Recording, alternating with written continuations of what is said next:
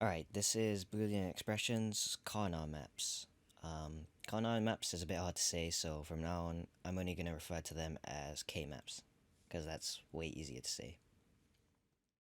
Um, this topic might seem challenging at first, but once you get the hang of it, it's fairly straightforward. Anyway, let's just get straight into it. So let's firstly talk about what a K map is.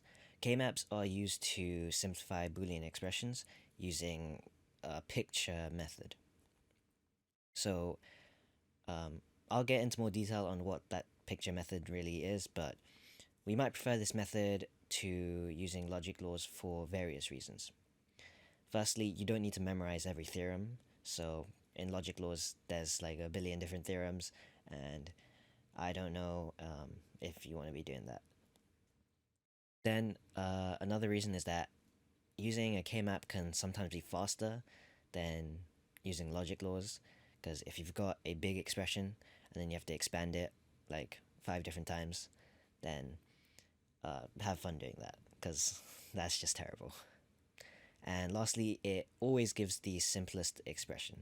So sometimes when you're using logic laws, you don't know if you can maybe simplify it further, and you don't know if there's some obscure logic law that was founded in 500 BC in some remote country that's like on a different planet, alright?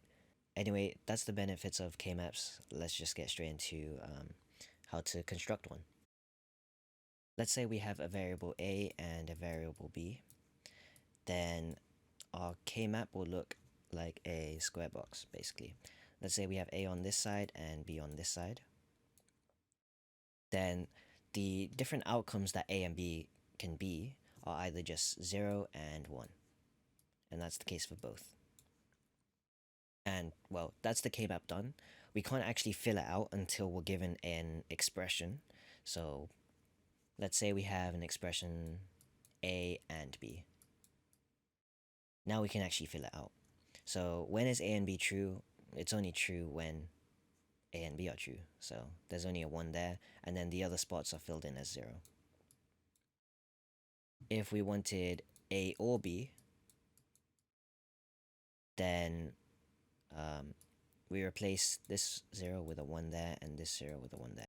So there's 3 different outcomes where A or B is true, and this is represented with the K-map. Now on to constructing a 3-variable K-map. Let's say our variables are A, B, and C. Then we kind of do something similar to before, but in this case, we have either you can have A here and B and C there, or you can have, well, you can have any combination of them. It doesn't matter. But in this case, I'm picking A and BC. So now we have to write down all the different inputs that A can have. So A can either be 0 and 1. And for BC, because there's 2 variables, we use 2 numbers to represent BC. So the first number here is going to be 0, and the second number here is going to be 0 as well, because this number corresponds to B, and this number corresponds to C. And another important rule is that only one number or one bit can change at a time. So you can't go straight to 1 1. It has to either be 1 0 or 0 1. So I'll pick 0 1 in this case. And then we also can't do we also can't change this to 1 0, because then that would be changing this, and that would be changing this, which, as we previously stated, we can only change one number at a time. So this actually turns into 1 1, and then the last possible combination that we haven't done is going to be 1 0. And that's how you make a 3-variable K-map. We can't fill it in yet because we don't have an expression, but if we did have an expression, we could fill it out. And I'll show you how to fill out a 4-variable K-map later on. I really won't talk about 3-variable K-maps anymore in this video, because of all the exam questions I've seen, I haven't seen a single question on 3-variable or even 2-variable K-maps, and it's not really that important in the spec. It doesn't really mention it all that much. Now, 4-variable K-maps are the most important ones because those are literally all the exam questions ask about. four variable K-maps. So let's go on to four variable K-maps now. Let's say our variables are A, B, C, and D. And this is going to be similar to the three variable one, where we have two variables here and two variables here. So now we just need to write down the possible combinations, and remembering that only one bit or one number can change at a time. That's going to give us 0, 0, 1, 0, 1, 1, and 0, 1. Also, this order doesn't matter. This could be 0, 1, and this could be 1, 0. And it also doesn't need to match up with the bottom one here. So this could be 0, 0, 0, 1, 1, 1, and 1, 0. But this third one has got to be both 1, 1. And that's how you make a full variable K-map. Once again, to fill it out, you need a Boolean expression, which is what we're going to do right now. So we actually have a Boolean expression now, and they tell us to complete and use the K-map to simplify the expression above. So we'll get on to simplifying, but first let's fill in the K-map.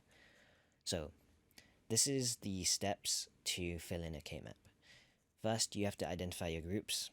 Now, your groups are always separated by an OR statement, or an OR operation. So then that means you have three groups: this one, and this one. And now let's first consider the first group, A and B. Now you need to find the boxes which correspond to when A and B is true. So if you remember here, the left number is going to be A, and the right number is going to be B. So when is A and B true? A and B is true when they're both ones, right? So it's going to be this column. So A and B is always true when this column is true. Now let's move on to our second group. It's going to be not A and B. So not A and B, when is that going to be true?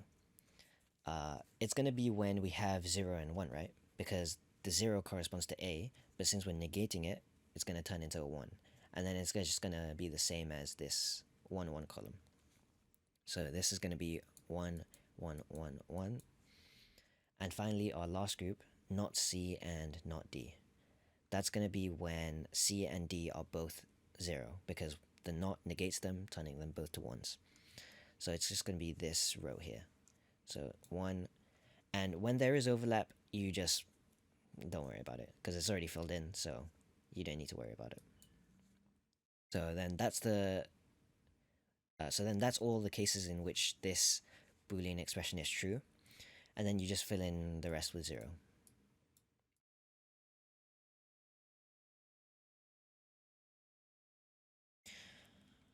Alright, so I've refilled in the table here, or the map here, and now let's talk about how we can simplify expressions with a K-map. So the general idea of how you simplify expressions is you basically want to circle the groups of ones in the K-map. But there are a couple of rules. Firstly, you can only circle groups of 2 to the power of n. So you can only circle groups of 1, 2, 4, 8, and 16, and so on. 1 is just going to be 2 to the power of 0. This is 2 to the power of 1, and so on. Secondly, your groups can only be rectangles, or squares, but squares are just a special form of rectangles. So you can't have a group that goes like bended like this. That doesn't count. And lastly, you have to group them with the biggest group as possible. So, and what I mean by biggest group is a group of 8 is going to be bigger than a group of 4. So in this case, because we can only group with rectangles, the biggest group that we can form is, for this one, is just going to be a group of 4, like here. And then the biggest group to get the rest is going to be a group of 8. And they can overlap, by the way. It doesn't matter. So now that we've actually got our groups, we need to convert these groups into a simplified Boolean expression. So let's first take a look at the group of 4. We need to figure out what Boolean expression might represent this specific group of 4. So what does this group of 4 rely on? Well, it clearly doesn't rely on anything to do with variables A or B because they all change, and this group of 4 is still true. So it's got to rely on these two, C and D, because they are the only constant variable in this case. So because C and D here are both zeros, we have to negate them to turn into ones. So this group of 4 can be represented with not C and not D, because both of them need to be true for this row to be true. And then to separate this group with the other group, the group of 8, we separate it with an OR expression.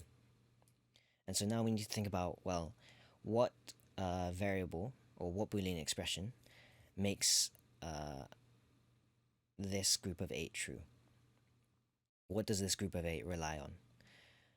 Well, it doesn't rely on either C or D because they're all changing. And it doesn't rely on A either because A changes. But the only thing that doesn't change is B.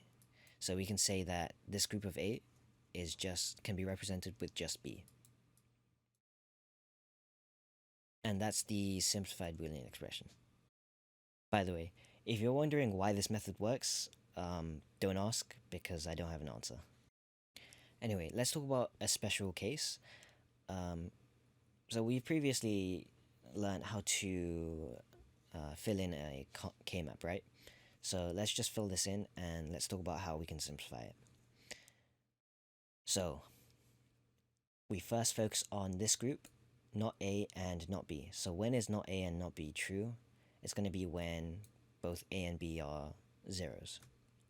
So then we just fill that in, 1, 1, 1, 1. Then we look at the second one.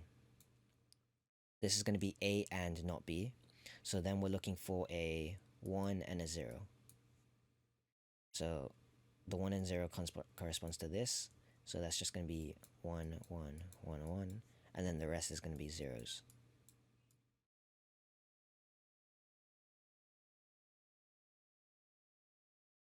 Now, the second part wants us to simplify this Boolean expression. But if we did what we did before, where we group our groups of 4, then we're just gonna get the same thing. So what you can actually do is, if you've got ones on the edges, then you can actually group it like this to make a group of 8. And it works too if you only had 2 here and 2 there. But in this case we have 4 on each side, so we have a group of 8. And now we need to think about what this group of 8 relies on. Well, it clearly doesn't rely on A because A changes, and it doesn't rely on C or D. So it relies on B, but since B is 0 here, we have to negate it to make it true. So this just simplifies down to not B. Now let's get into some exam questions. Actually, only one exam question because I've been showing exam questions throughout this entire video. So they want us to draw logic gates represented by the K-map below, showing your working. So I don't know if you remember your logic gates. I only went over them briefly in the first video on Boolean algebra. So if you don't remember them, here's a quick recap. These are your common logic gate symbols, except for all of these, because you don't need them. So you only need really these 3 logic gates. And I also don't know why they said this was common. I've literally never seen it before, but maybe it's common. So to do this question, I first like to convert this K-map into a Boolean expression, and then from there use that Boolean expression to show to form the logic gates. So let's make our groups. So we can only make 2 squares like this, and then now we need to convert these 2 groups into their Boolean algebra form. So what does this first group rely on? Well, I think it relies on not C and not A, right? Because D changes and both B changes, but C and A stay the same. So this first group is just going to be not C and not A. And then there's going to be an OR separating it and the second one. I'm going to go over to this next line here because there's black space there. It'll be easier to see if I write on the white canvas. Now let's talk about the second group. So the second group relies on A because B changes, and it relies on C. But in this case, it's no longer negated. So this is just going to be C and A. So the full expression is not C and not A, or C and A. So there's really only two variables in this case, and we need to convert that into a logic gate. So let's first write our variables down, C and A, and then both A and C are used twice. So we need to connect this C to a NOT gate, which looks something like this, and also connect this A to a NOT gate, which looks like this. And then connect those both into an AND gate, which looks like a D, and then that goes into an OR gate. Then the other one is going to be just normal ones, which aren't negated. So we connect the C to a regular AND gate, and then connect the A to the same gate, and then connect that to an OR gate. It's a bit messy, but well, that's just how I did it. So that's K-maps. Hopefully you understood at least some of it. I kind of went through this stuff quickly, so if you need another video on this, just let me know. But I think that covers most of what you need to know.